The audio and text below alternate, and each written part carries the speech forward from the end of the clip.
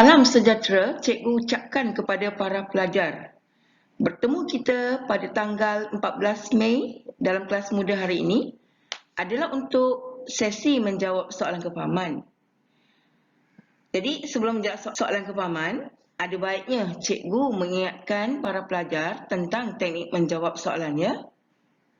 Okey, yang pertama sekali, ketika nak menjawab soalan, pelajar wajib menggunakan kata-kata dan ayat sendiri. Selain itu, jawapan yang pelajar tulis itu haruslah dalam ayat yang lengkap dan bersesuaian dengan kehendak soalan. Baiklah pelajar, sekarang kita tengok soalan yang dikemukakan dalam unit 6 ni. Soalan yang pertama, apakah maksud frasah membahaskan perkara-perkara mengikut petikan di atas? Jadi cara menjawabnya, cuba kita perhatikan. Kita boleh jawab dengan cara maksud frasa membahas perkara-perkara mengikut petikan di atas ialah, ataupun kita gunakan cara frasa membahaskan perkara-perkara mengikut petikan di atas bermaksud. Okey, ikuti jawapan pelajar. Ataupun frasa membahaskan perkara-perkara mengikut petikan di atas membawa maksud. Lepas tu ikuti jawapan pelajar.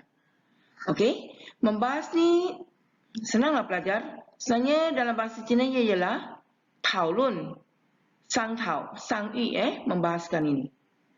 Jadi fikirkanlah kata yang lain dalam maksud membahaskan ini. Bagi soalan kedua, mengapakah Amerika Syarikat, United Kingdom, China, Kesatuan Soviet dan Perancis berasa bahawa mereka perlu menumbuhkan pertubuhan bangsa-bangsa bersatu?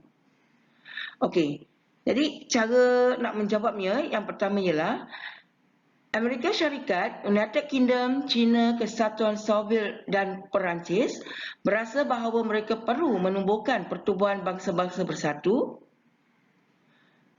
Disebabkan mengapakan? Jadi kita boleh tambah satu kata hubung iaitu kerana hendak. Okey, kerana hendak apa?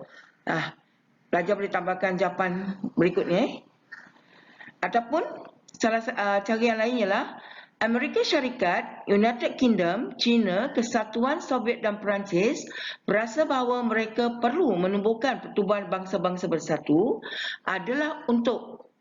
Ikuti dengan jawapan pelajar. Soalan yang ketiga, apakah pertubuhan yang diwujudkan sejajar dengan matlamat pertubuhan PBB untuk memelihara keamanan dunia? Okey, jadi kita boleh jawab, pertubuhan yang diwujudkan sejajar dengan matlamat pertubuhan PBB untuk memelihara keamanan dunia ialah. Jadi ikuti dengan jawapan. Ataupun kita jawab dalam ayat yang sungsang. Misalnya, untuk memelihara keamanan dunia, pertubuhan yang diwujudkan sejajar dengan matlamat pertubuhan PBB ialah.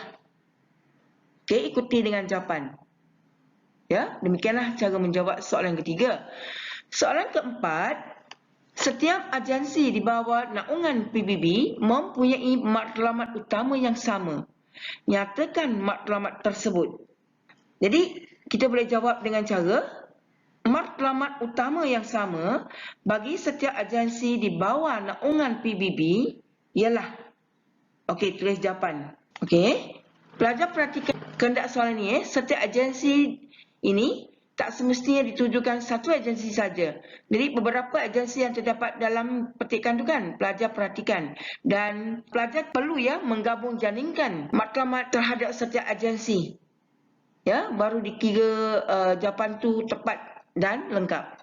Soalan yang kelima, pada pandangan anda, apakah sumbangan yang boleh anda lakukan untuk UNICEF? Nyatakan dua sumbangan dan huraikan. Okey, untuk menjawab soalan ini, kita harus buat demikian.